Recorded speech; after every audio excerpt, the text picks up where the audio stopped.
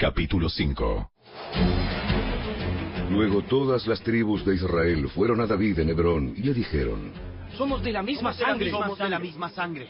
En el pasado, cuando Saúl era nuestro rey, en realidad era usted quien dirigía las fuerzas de Israel. Y el Señor le dijo: tú serás el pastor de mi pueblo Israel. Tú serás el líder de Israel. De modo que allí en Hebrón, el rey David hizo un pacto ante el Señor con todos los ancianos de Israel, y lo ungieron rey de Israel. David tenía 30 años cuando comenzó a reinar, y reinó 40 años.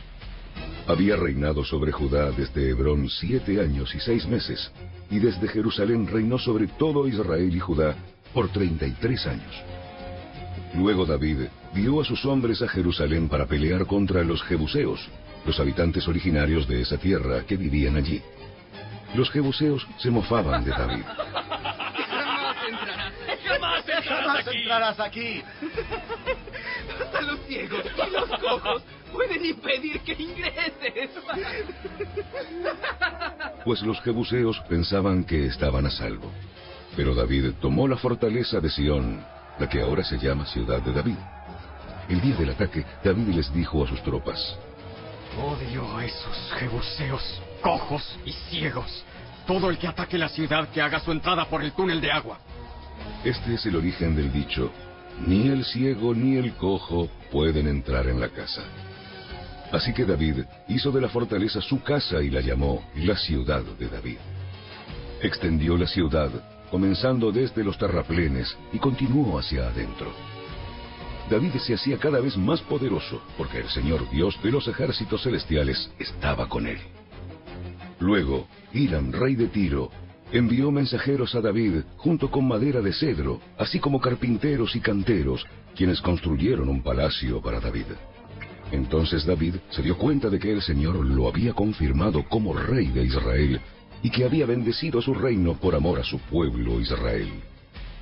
Después de mudarse de Hebrón a Jerusalén, David tomó más concubinas y esposas, y ellas tuvieron más hijos e hijas.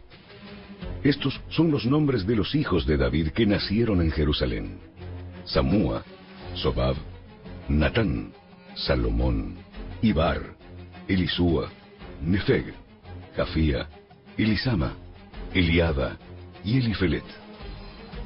Cuando los filisteos se enteraron de que David había sido ungido rey de Israel, movilizaron todas sus fuerzas para capturarlo, pero le avisaron a David que venían, así que entró en la fortaleza. Los filisteos llegaron y se desplegaron por todo el valle de Refaim. Entonces David le preguntó al Señor: ¿debo salir a pelear contra los filisteos?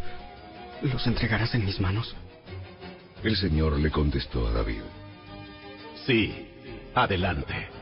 Te aseguro que te los entregaré. Entonces David fue a Baal Perasim y allí derrotó a los filisteos. ¡El Señor lo hizo! ¡Él irrumpió en medio de mis enemigos como una violenta inundación!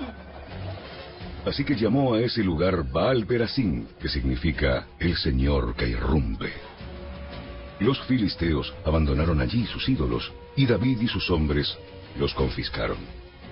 Pero poco tiempo después, los filisteos volvieron y de nuevo se desplegaron en el valle de Refaim. De nuevo David le preguntó al Señor qué debía hacer.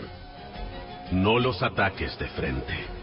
En cambio, rodéalos y cerca de los álamos, atácalos por la retaguardia. Cuando oigas un sonido como de pies que marchan en las copas de los álamos, mantente alerta. Esa será la señal de que el Señor va delante de ti para herir de muerte al ejército filisteo. Entonces David hizo lo que el Señor le ordenó, e hirió de muerte a los filisteos desde Gabaón hasta Geser.